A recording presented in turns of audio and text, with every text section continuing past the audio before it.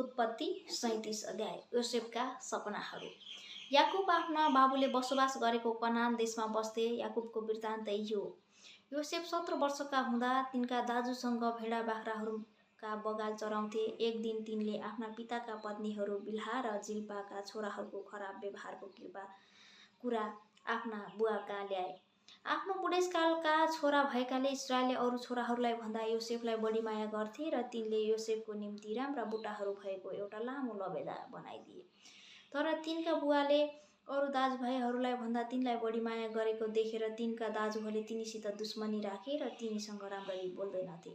एकपल्ट योसेफले एउटा सपना देखे। तिनले त्यो सपना आफ्ना दाजुहरूलाई भनेपछि तिनीहरू उनीसँग झन बढी दुश्मनी राख्न थाले। तिनले उनीहरूलाई भने, मैले देखेको सपना सुन्नुहोस्। हामीहरू खेतमा अन्नका बिटा बाँधिरहेका थियौँ। मेरो बिटा चाहिँ ठाडो भयो र तपाईँहरूका बिटाहरू त्यसका चारैतिर जम्मा भएर मेरो बिटालाई दण्डवत गरे।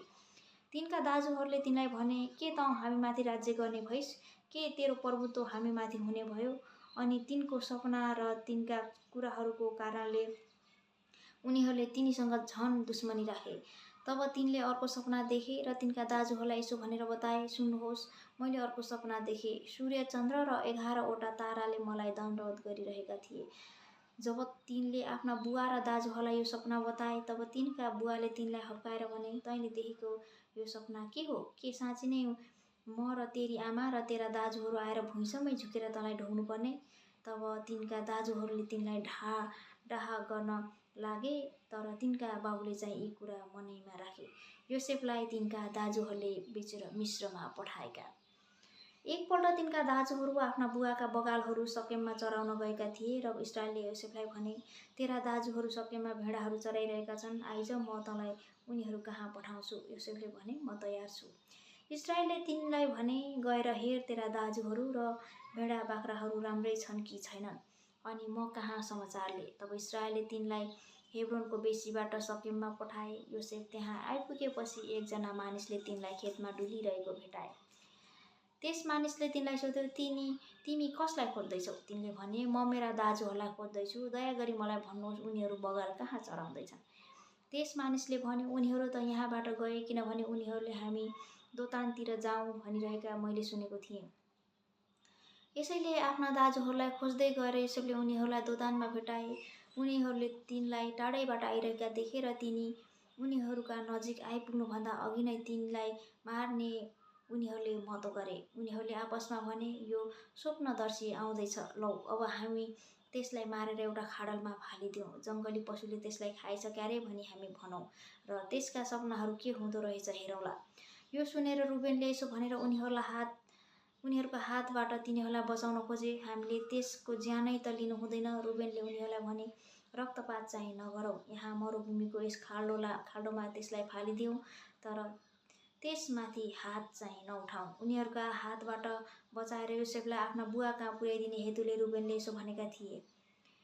यसैले जब योसेफ आफ्ना दाजुहरू कहाँ आइपुगे, तब तिनले लाएका राम्रा बुट्टाहरू भएका त्यो लामो लबेदा उनीहरूले फुकालेर खोसे अनि उनीहरूले तिनलाई समातेर एउटा गहिरो खाल्डोमा फालिदिए। त्यो पानी नभएको सुक्खा खाल्डो थियो।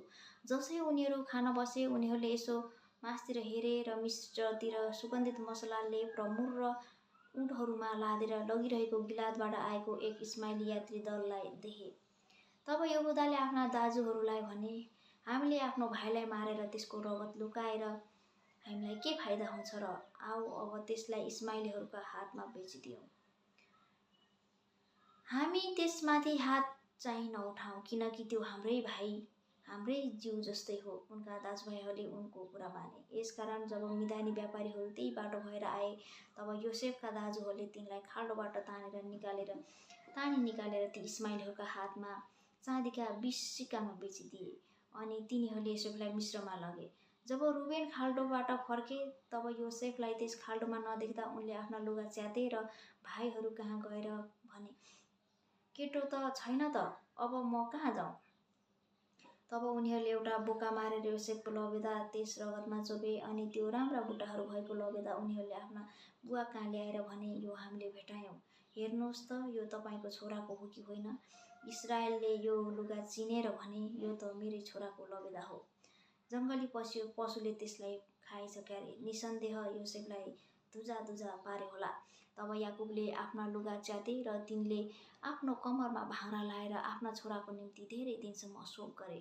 तिनका सबै छोराछोरीहरूले तिनलाई सान्त्वना दिने प्रयत्न गरे तर तिनलाई शान्ति भएन।